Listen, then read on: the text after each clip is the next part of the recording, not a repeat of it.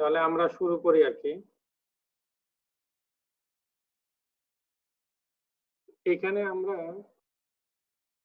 Naive bias ক্লাসিফায়ারের সামারিটা দিয়ে আসলে আমরা এরপরে যেটা যাব সেটা হচ্ছে বেজিয়ান বিলিফ নেটওয়ার্ক বলবো আমরা আর কি, বিবিএন। হ্যাঁ, তো নেইভ বায়াসের সুবিধাটার ভিতরে আমরা বলেছিলাম যে প্রবাবিলিটির এক্সপ্রেশনটাকে সে সিম্পলিফাই করে। খুব সিম্পল একটা প্রবাবিলিটি এক্সপ্রেশন আমরা ব্যবহার করেছি। আর এটাকে বলেছিলাম যে রোবাস্ট টু আইসোলেটেড নয়েজ পয়েন্টের জন্য রোবাস্ট, মিসিং ভ্যালুর জন্য রোবাস্ট এবং ইররিলেভেন্ট অ্যাট্রিবিউটের জন্য রোবাস্ট। আর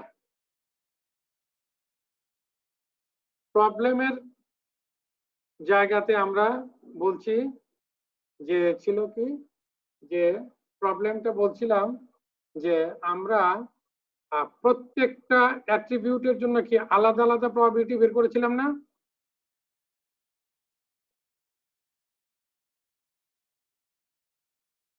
জি স্যার। জিনিসটা হচ্ছে এরকম, যেমন ধরো আমাদের,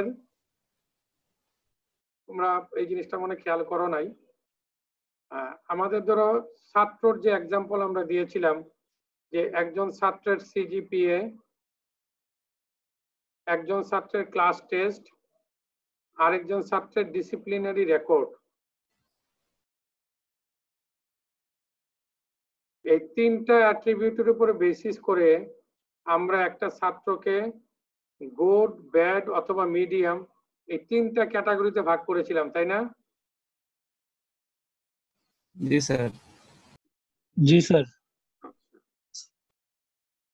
গুড, ব্যাড এবং মিডিয়াম এই তিনটা ক্যাটাগরিতে ভাগ করেছিলাম। এখন যদি তুমি দেখো, আমরা যখন প্রবাবিলিটি বের করেছিলাম, আমি যদি তোমাদেরকে দেখাই, প্রত্যেকটা প্রবাবিলিটিকে আলাদা আলাদা বের করেছিলাম না?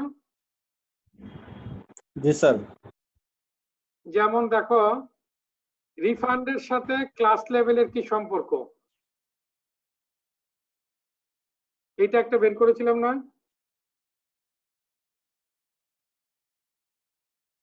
এই যে এটা রিফান্ডের সাথে ক্লাস লেভেলের, এটা একটা প্রবাবিলিটি আলাদা। তারপরে আমরা বের করেছিলাম মেরিটাল স্ট্যাটাসের সাথে ক্লাস লেভেলের কি সম্পর্ক, এটাও আলাদা বের করেছি। ইনকামের সাথে ক্লাস লেভেলের কি সম্পর্ক, এটাও কিন্তু আমরা আলাদা বের করেছি। তার মানে তিনটা অ্যাট্রিবিউটকে আমরা ইন্ডিপেন্ডেন্টলি চিন্তা করছি। এই ইন্ডিপেন্ডেন্সের এই চিন্তাটা কি সঠিক? একজন ছাত্রের যদি ক্লাস টেস্টে খারাপ থাকে, তার সিজিপিএ কি ভালো হবে? না স্যার। না স্যার। না স্যার। তো তাহলে আমরা শুধু সিজিপিএ দিয়ে গুড ব্যাড দেখতেছি, তার মানে সিজিপিএটাকে আলাদা চিন্তা করতেছি যে গুডের সাথে সিজিপিএ এর সম্পর্ক কি। আবার ক্লাস টেস্টের সাথে সিজিপিএ এর সম্পর্ক কি, এটা আলাদাভাবে দেখছি। আবার তার ডিসিপ্লিনারি রেকর্ডের সাথে সিজিপিএ এর সম্পর্ক কি, তাদের আলাদাভাবে দেখছি। কিন্তু আমরা ছাত্র হিসাবে এটা বুঝতে পারি যে এই তিনটে অ্যাট্রিবিউট কিন্তু ইন্ডিপেন্ডেন্ট না। একটা ছাত্রের ক্লাস টেস্টের নাম্বার যদি খারাপ হয়, তাহলে তার সিজিপিএ খারাপ হবে। কি বলো? জি স্যার। জি স্যার। একটা ছাত্রের যদি ডিসিপ্লিনারি রেকর্ড খারাপ হয়, তার ক্লাস টেস্টের নাম্বার খারাপ হতে পারে না? জি স্যার। ডিসিপ্লিনারি রেকর্ড খারাপ মানে সে ঠিক ক্লাস করে না, ঠিক মতো ক্লাস করে না, তাহলে ক্লাস টেস্টের দিন তো সে আসবে না। জি স্যার। তো বেজিয়ান ক্লাসিফায়ারের ক্ষেত্রে বা নেইভ বেস ক্লাসিফায়ারের ক্ষেত্রে বড় অসুবিধা হচ্ছে যে সে প্রত্যেকটা অ্যাট্রিবিউটকে ইন্ডিপেন্ডেন্টলি চিন্তা করে, যদিও প্রত্যেকটা অ্যাট্রিবিউট এই ইন্ডিপেন্ডেন্ট অ্যাজাম্পশনটা অনেক ক্ষেত্রে কাজ করবে না। আমি যে এক্সাম্পলটা দিলাম যে স্টুডেন্টের ক্ষেত্রে আমরা স্টুডেন্টের সিজিপিএ, তার ক্লাস টেস্ট এবং তার যে ডিসিপ্লিনারি রেকর্ড, এইটার ভিতরে একটা ইন্টারডিপেন্ডেন্সি আছে। আমি কি বুঝাইতে পারলাম?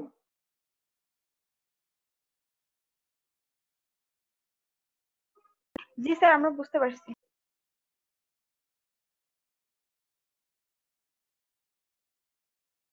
আমরা এই জন্য এখন যেটা আলোচনা করব, এটা আমরা অন্য একটা টেকনিক ব্যবহার করব, যেটাকে বলতেছি বেজিয়ান বিলিফ নেটওয়ার্ক, যেটাকে বলতেছি বিবিএন।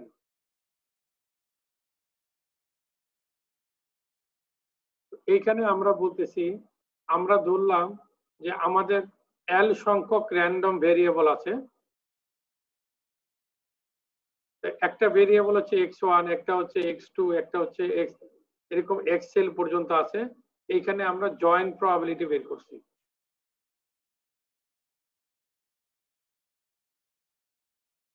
জয়েন্ট প্রবাবিলিটি কিভাবে বের করছি দেখো, জয়েন্ট প্রবাবিলিটি অথবা এটাকে বলি কন্ডিশনাল প্রবাবিলিটি।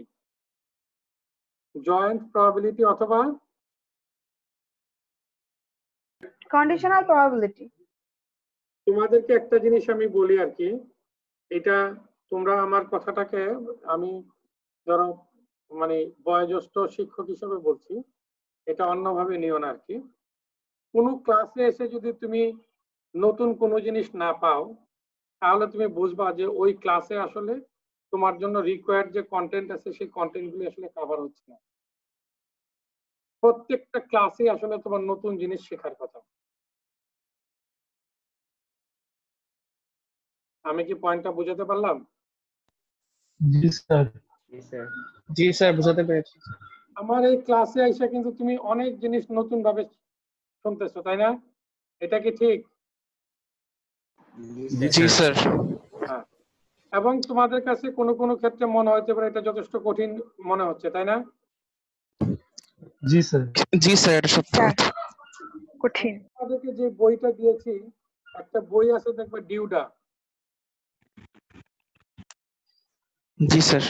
10 বছর আগে, মানে 10 না, মানে ধরো 10-20 মানে 20 বছর আগে এই বইটার দাম ছিল 10,000 টাকা।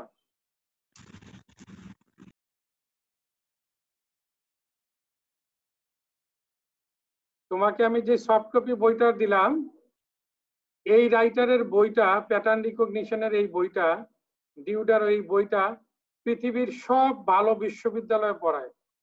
তোমাকে যদি বলে যে তুমি প্যাটার্ন রিকগনিশনের কোর্স করছো, আর যদি বইয়ের নাম বলে ডিউডা, তাহলে ডেফিনেটলি যে কারোর ইমপ্রেশন হবে যে তুমি খুব ভালো একটা রিচ একটা বই তুমি পড়ছো। কথা বুঝতে পারলা? জি স্যার। জি স্যার। কোনো একটা ক্লাসে যায় যদি তুমি দেখো যে ওই ক্লাসে আলোচনা যা হচ্ছে সব তুমি জানো এবং আগে থেকে তুমি জানো, তাহলে ডেফিনেটলি তোমাকে ধরতে হবে যে ওই ক্লাসের আসলে অনেক কন্টেন্টই তোমার এখানে কভার হচ্ছে না। কন্টেন্ট যদি কভার হয়, তাহলে প্রথম একটা দুইটা ক্লাস পরে তুমি দেখবে সবকিছু নতুন, নতুন নতুন আইডিয়া, নতুন নতুন চিন্তা, নতুন নতুন জিনিসপত্র, নতুন নতুন কথা, নতুন নতুন টার্মস এন্ড টার্মিনোলজি আসতেছে। ইঞ্জিনিয়ারিং এর কোনো সাবজেক্টে পুরাতন জিনিস নাই এত। প্রত্যেকটা সাবজেক্টে যে তুমি নতুন আঙ্গিকের জিনিসপত্র দেখবা। তো আমার এই কথাটা বলার উদ্দেশ্য হচ্ছে তোমাকে একটু এনকারেজ করা, তুমি যাতে আসলে পড়াশোনাটাকে একটু সিরিয়াসলি মনোনিবেশ করো। এখন দেখো, আমরা প্রবাবিলিটিটাকে আলাদা, মানে আমরা একটু আগে যেটা দেখছিলাম যে প্রত্যেকটা অ্যাট্রিবিউট হচ্ছে আলাদা, এখন প্রত্যেকটা অ্যাট্রিবিউটকে আমি আলাদা হিসেবে চিন্তা করছি না। দেখো, আমার একটা অ্যাট্রিবিউট আছে এক্সএল, এই এক্সএল অ্যাট্রিবিউটের জন্য এক্সেল অ্যাট্রিবিউটটাকে আমি কনসিডার করতেছি আগের সবগুলি অ্যাট্রিবিউটের সাথে, x1 থেকে xl-1। কথা বোঝা গেছে? probability of xl given x1 to xl-1।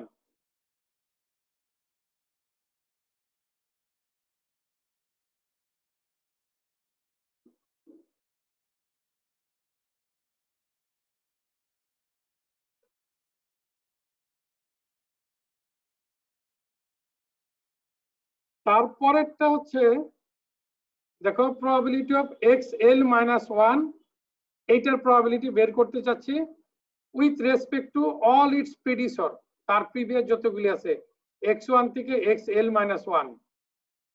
কথা ক্লিয়ার? জি স্যার।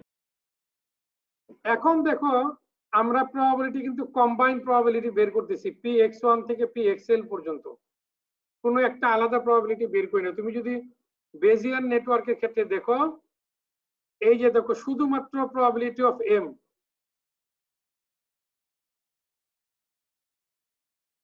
শুধুমাত্র একটা অ্যাট্রিবিউট, তার সাথে হচ্ছে শুধুমাত্র ক্লাস লেভেল, অন্য অ্যাট্রিবিউটের কোনো সম্পর্ক নাই। কিন্তু বিলিফ নেটওয়ার্কে যে আমরা একটা অ্যাট্রিবিউটের সাথে আরেকটা অ্যাট্রিবিউট, অন্য অ্যাট্রিবিউট গুলির সম্পর্ক খুঁজে দেখছি। যেটা আমি একটু আগে বলছিলাম যে ক্লাস টেস্টের সাথে সিজিপি এর একটা সম্পর্ক আছে, ক্লাস অ্যাটেন্ডেন্সের সাথে ডিসিপ্লিনের একটা সম্পর্ক আছে, এবং সিজিপি এরও সম্পর্ক আছে, তাই না?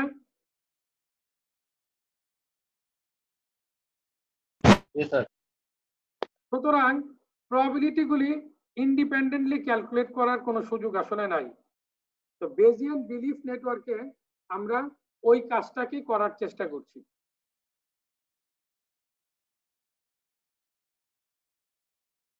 তো এইখানে আসলে এই ফর্মুলাটাকে আমরা এইভাবে রিরাইট করছি, পি অফ x1, আর এখানে হচ্ছে আসলে মাল্টিপ্লিকেশন দেওয়া, দেখো i এর মান 2 থেকে l পর্যন্ত। কথা ক্লিয়ার? এখানে সবগুলি গুণ আকারে আছে না?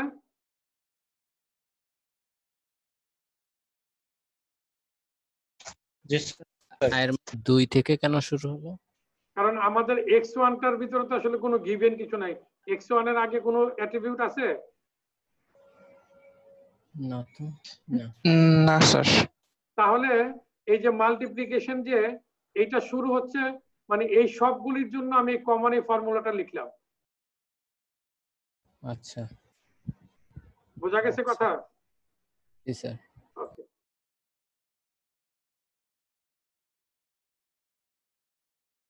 আর এআই যেটা, এআই এর ডেসক্রিপশন কিন্তু আমি এই জায়গায় দিয়ে দিচ্ছি। এই যে এআই মানে হচ্ছে i-1 থেকে x1 পর্যন্ত। Sir i is equal to 2 sir, এটা বুঝিনি স্যার। i equal to 2 মানে বাবা দেখো এখানে শুধু এখানে কিন্তু p of x1 আছে, তার সাথে কোনো কিছু গিভেন নাই, আছে?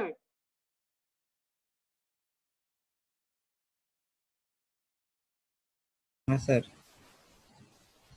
p of x2 আছে, তার আগের থেকে p of x3 না? জি স্যার। এরকম করতে করতে কি গেছে? p of xl। এইখানে দেখো আমাদের x1 এর আগ পর্যন্ত বাকিগুলির ভিতরে একটা গিভেন টার্ম আছে, x1 এর ভিতরে কোনো গিভেন টার্ম নাই, আছে? জি না স্যার। এই জন্য x1 টাকে আমরা আলাদা রেখেছি এখানে, ডেফিনিটলি মাল্টিপ্লিকেশন আছে, মাল্টিপ্লিকেশন আকারেই রেখেছি।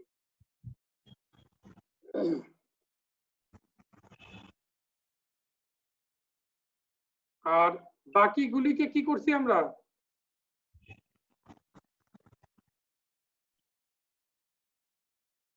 এই মাল্টিপ্লিকেশনের ভিতরে নিয়ে গেছি। কথা বোঝা গেছে? জি স্যার। আচ্ছা, মনে করো i এর মান হচ্ছে 2, তাহলে xi মানে কি x2 না?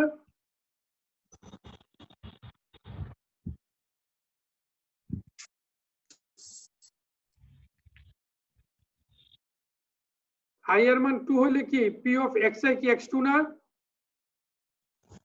জি স্যার। আর ai মানে কি a2 না? জি স্যার। a2 মানে কি এখানে a2 এর ভিতরে কি হবে? a2 এর প্রথম এলিমেন্টটা কি হবে বলো দেখি? 2 - 1 মানে x1। শুধু x1 হবে, আর কিছু থাকবে না স্যার। তাহলে কি এইটা পাবা না?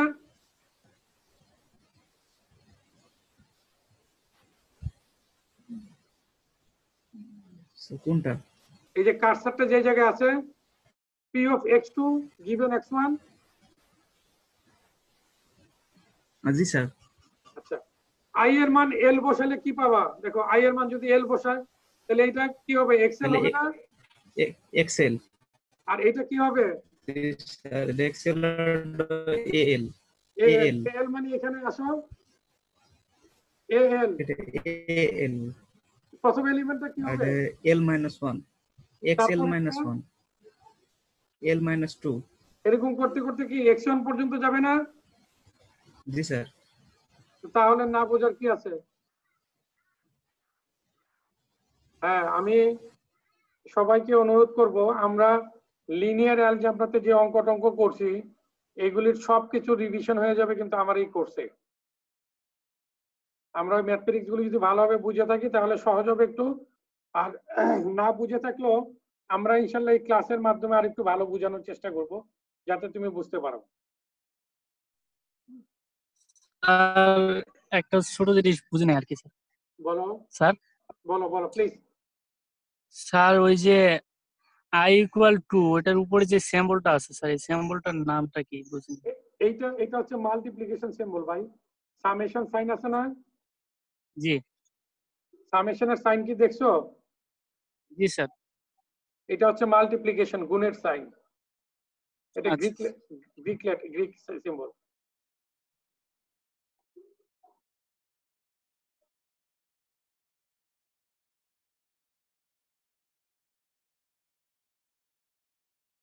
এইখানে আমরা কন্ডিশনাল ডিপেন্ডেন্সি গুলিকে আমরা গ্রাফিক্যালি এখানে একটু দেখানোর চেষ্টা করছি আর কি। কন্ডিশনাল ডিপেন্ডেন্সি গুলিকে আমরা গ্রাফিক্যালি দেখানোর এখানে একটু চেষ্টা করছি। এখানে দেখো x1 টা কার সাথে রিলেটেড? x4 এর সাথে, তাই না? জি স্যার। x2 টা কার কার সাথে related? x4 and x3. R x5 টা কার কার সাথে রিলেটেড? কিন্তু x6 x6 A. x5 x6 x4।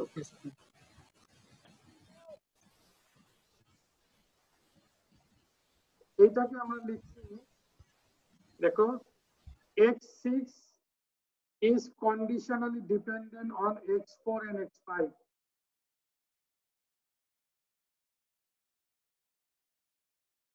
x5 is conditionally dependent on x4. x4 is conditionally dependent on x2 and x1. x3 is conditionally dependent on x2. x1 and x3 two are conditionally independent on other variables.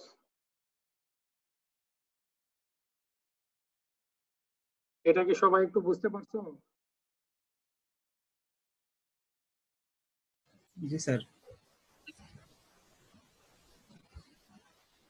তার মানে হচ্ছে কোনো কিছুর ভিতরে যদি arrow আইসা ঢুকে সেটা যাবে হচ্ছে কন্ডিশনাল ডিপেন্ডেন্সির ভিতরে। কারো কাছ থেকে যদি অ্যারো আইসা না ঢুকে শুধুমাত্র অ্যারো বের হয় তাহলে সে হচ্ছে কন্ডিশনালি ইন্ডিপেন্ডেন্ট। দেখো x1 এর ভিতরে কোনো অ্যারো আইসা ঢুকছে?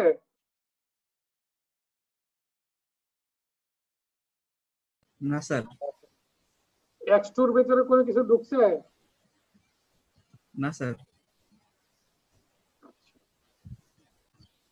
তাহলে x1 x2 এর ভিতরে কন্ডিশনালি কোনো কিছু ঢুকে নাই। না স্যার। x3 x4 এর ভিতরে x3 স্যার, x4 এর ভিতরে ঢুকছে। জি স্যার। যদি একটা মাত্র অ্যারো ঢুকে তাহলে সেটা কন্ডিশনাল ডিপেন্ডেন্সির ভিতরে পড়ে যাবে। এই জন্য x6 x4 এবং x3 এই তিনটার কন্ডিশনালি ডিপেন্ডেন্ট বলছি। x1 এবং x2 এর ভিতরে যদি কোনো অ্যারো আসলে ঢুকে নাই এই জন্য এটাকে কন্ডিশনাল ইন্ডিপেন্ডেন্ট বলছি।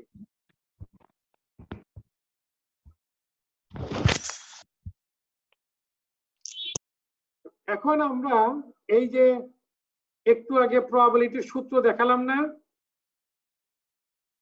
জি স্যার। এই সূত্রটাকে আসলে আমরা ওই যে এল দিয়ে একটা দেখিয়েছিলাম না, মনে আছে? জি স্যার। এই যে এটা একটা দেখিয়েছিলাম না, জি স্যার। এইটারই একটা গ্রাফিক্যাল প্রেজেন্টেশন আমরা এই জায়গাতে দেখাচ্ছি।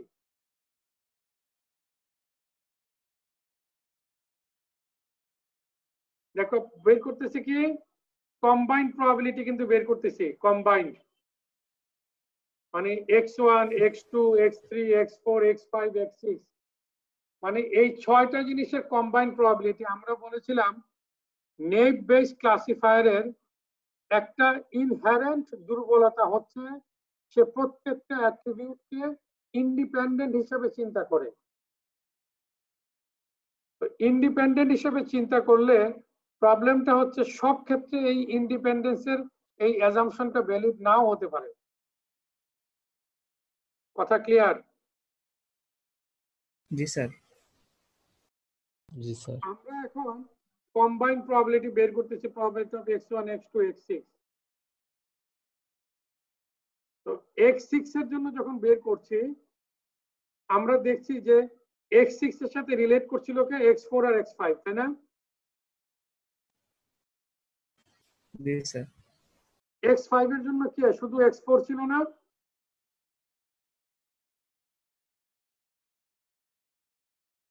জি স্যার। x3 এর জন্য কি ছিল, শুধু x2 ছিল না? জি স্যার। x2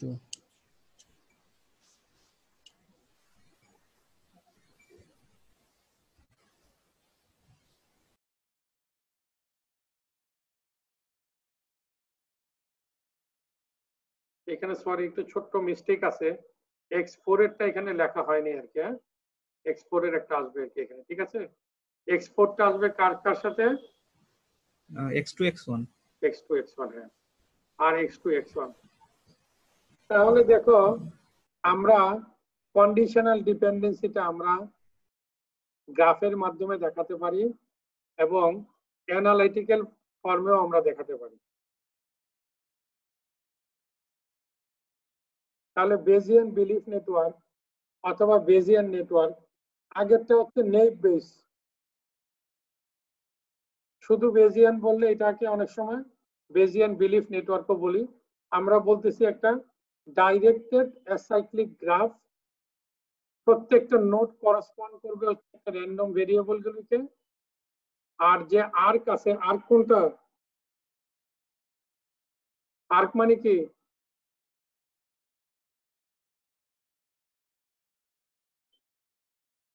আর্ক মানে হচ্ছে একটা নোড থেকে আরেকটা নোডের সম্পর্কের জন্য যে অ্যারো সাইন, অ্যারো চিহ্নের একটা লাইন দেখাচ্ছি, এটা হচ্ছে আর্ক অথবা গ্রাফের এজ। কথা ক্লিয়ার? জি স্যার। আরেকটা কি ডিপেন্ডেন্সি রিলেশনশিপটা ইন্ডিকেট করে না?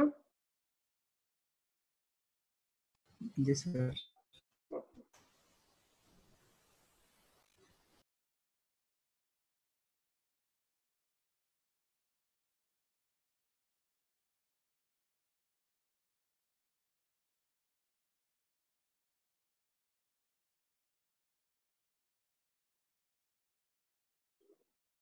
এটা একটা মেডিকেল অ্যাপ্লিকেশনের জন্য একটা বেজিয়ান বিলিফ নেটওয়ার্ক বা বেজিয়ান বিলিফ নেটওয়ার্কের কথা আমরা দেখছি। আমরা এখানে বলছি this BBN models conditional dependencies concerning smokers আমরা বলতেছি S, tendencies to develop cancer কে বলতেছি C and heart disease। তার মানে স্মোকিং এর সাথে ক্যান্সার এবং হার্ট ডিজিজের সম্পর্ক আছে। হার্ট ডিজিজের ভিতরে আমরা দুইটা ধরছি, দুইটা টাইপ ধরছি, একটা হচ্ছে H1 একটা হচ্ছে H2। আর ক্যান্সারের ভিতরে আমরা দুইটা ধরছি, একটা হচ্ছে C1 একটা C2। আর স্মোকার তো স্মোকারই, আমরা এখানে নন স্মোকার আমরা আনি না, শুধু স্মোকার আনছি। তো এখানে দেখো প্রথমে আসছে আমাদের সবার উপর হচ্ছে স্মোকার।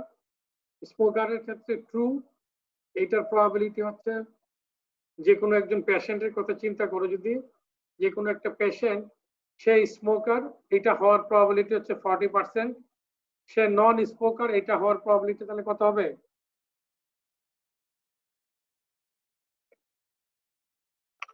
60%. 60%। তাহলে দেখো স্মোকারের সাথে কি রিলেশন আছে? হার্ট ডিজিজ এবং ক্যান্সারের, তাই না?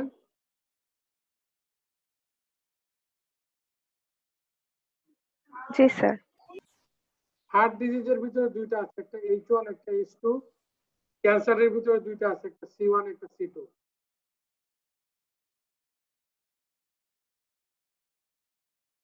কথা বোঝা গেছে?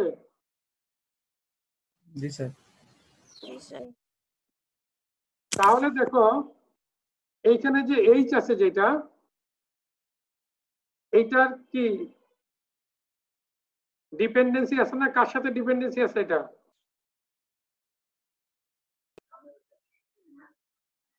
H1, H2 and S. না, এটা কে বললাম? S আর H1। নো, আমরা বলেছিলাম অ্যারো আসলেই হচ্ছে শুধু ডিপেন্ডেন্ট, শুধু অ্যারো যেটা আসবে। দেখো X4 এ কিন্তু দুইটা অ্যারো আসছে, দুইটা অ্যারো বের হয়ে গেছে। তাহলে X4 কে কার সাথে কার কন্ডিশনালি ডিপেন্ডেন্ট কার উপরে সে? X1, X2. স্যার কোনটা? ঠিক আছে,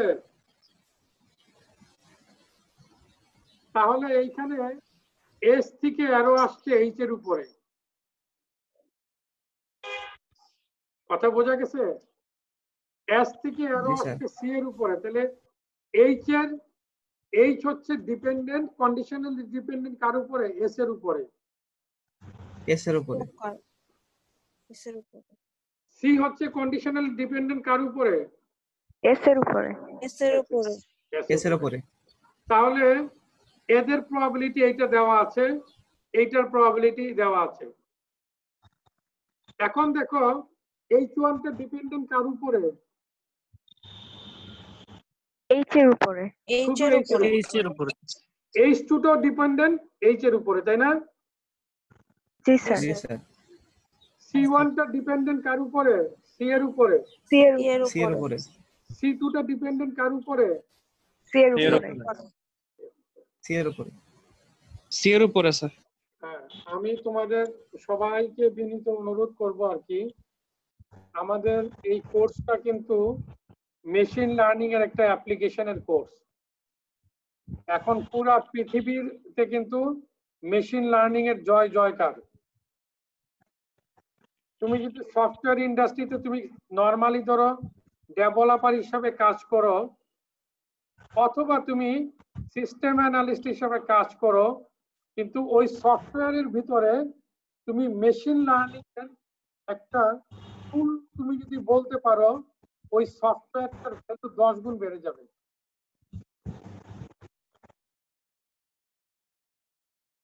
বুঝতে পারছো? জি স্যার। এখন যে সমস্ত ভালো ভালো সফটওয়্যার আছে তাদের ভিতরে একটা ইম্পর্টেন্ট মডিউল আমরা বলি BI। সবাই লিখে নাও BI।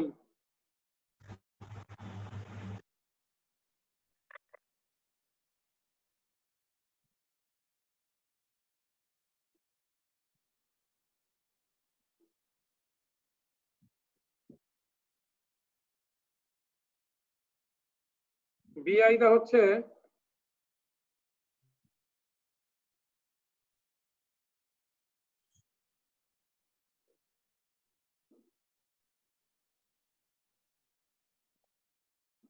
Business intelligence. BI টা হচ্ছে বিজনেস ইন্টেলিজেন্স। তুমি এই কোর্সটা যদি ভালোভাবে করো আর এইটাকে যদি সফটওয়্যার ইন্ডাস্ট্রির কোনো একটা কাজে তুমি এটাকে বলতে পারো, দেখবা যে ওই চাকরিতে তোমার কদরই পুরো চেঞ্জ হয়ে গেছে, তোমার পজিশন পুরো আলাদা হয়ে যাবে। সুতরাং আমি সবাইকে বিনীত অনুরোধ করব, প্রত্যেকটা টপিক, প্রত্যেকটা লেকচার, প্রত্যেকটা part, either it is a mathematical expression or graphical expression, you are requested to understand it, and you are requested to read it again and again so that you can easily understand the terms, technology, and concept. Otherwise, if you just read it like reading a book, then you will never understand anything about the pattern recognition or any stuff of the machine learning.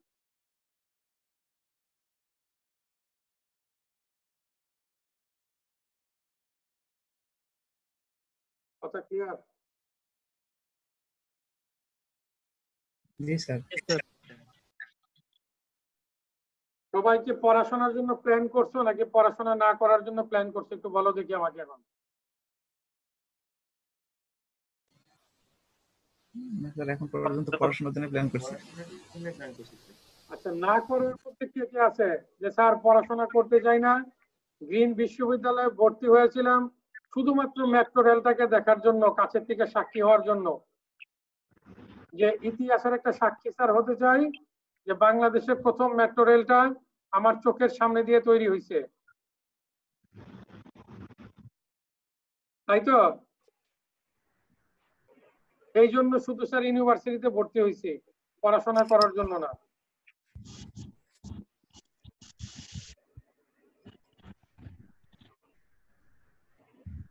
কথা clear?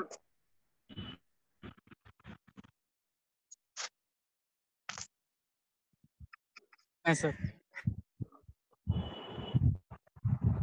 এখন আমরা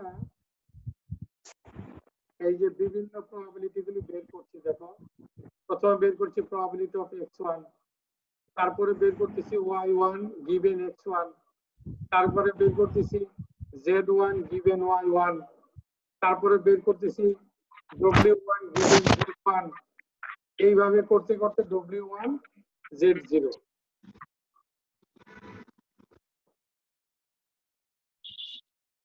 আমাদের random variable আছে কয়টা? 4টা।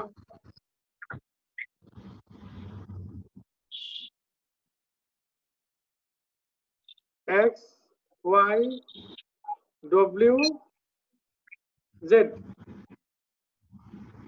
x এর পরিবর্তে আমরা দেখলাম x1 আছে, x0 আছে, y এর পরিবর্তে y1 আছে,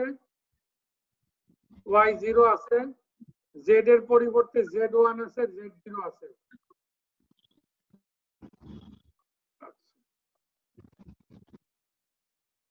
এইখানে দেখো আমাদের কিন্তু এইখানে যদি দেখো দুইটা আছে ট্রু ফলস, এইখানেও দুইটা আছে ট্রু ফলস, তাই না? এইটা কি 2/2 না? জি স্যার। এইটার জন্য কি আইদার প্রবাবিলিটি অফ ট্রু আর প্রবাবিলিটি অফ ফলস, কোনো কিছু কন্ডিশনাল আছে এখানে? না স্যার। এস এর জন্য কিন্তু কোনো কন্ডিশনাল নাই, আছে?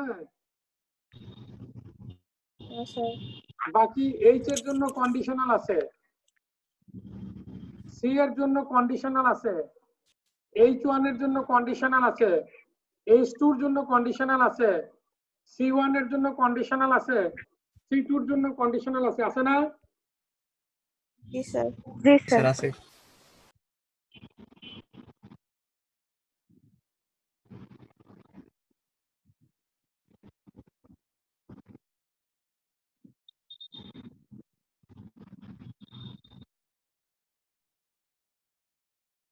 তো এই পর্যন্তই থাকলো আজকে।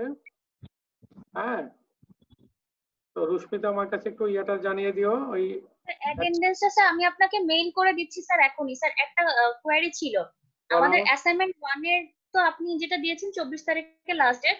স্যার আমরা ম্যাথটা কি একই ফোল্ডারে দুইটা অ্যাসাইনমেন্ট সাবমিট করব নাকি ওটার জন্য স্যার আপনি আরেকটা ফোল্ডার করে দিবেন আজকে? আমি আজকে একটা ফোল্ডার করে দিব, তোমরা একটু ধরো রাতে 9টা-10টার দিকে চেক করো, ঠিক আছে? স্যার অ্যাসাইনমেন্টটা কি আমরা হাতে করে ছবি তুলে দিতে হবে নাকি স্যার ল্যাপটপে করলে হবে? হাতে করে করলে আমি বুঝতে পারবো যে তুমি হাতে করছো, ল্যাপটপ তো তোমার ল্যাপটপটা আরেক বাসায় যেতে পারে, তাই না? জি স্যার। ল্যাপটপ মানে ফাইলটা যেতে পারে কিনা, নাকি না পারে না? জি স্যার। হ্যাঁ, হাতে করে ছবি তুলে দিবা। জি স্যার। আর কারো কোনো প্রশ্ন আছে ভাই? Any question? স্যার কোনো টপিক না বুঝলে কি স্যার আপনাকে কল দিব স্যার? আমাকে একটা এসএমএস পাঠাতে পারো। হ্যাঁ, তো আমাকে এসএমএস পাঠাইলে আমি ইনশাআল্লাহ তোমার জন্য একটা সেশন নিয়ে তারপর তোমার সাথে আলাপ করব। কারণ ওই তোমাকে তো ধরো মানে মুখে বললে আমার সামনে হয়তো তখন স্লাইড নাও থাকতে পারে, তাই নয় কি? জি স্যার। ঠিক আছে, থ্যাংক ইউ ভেরি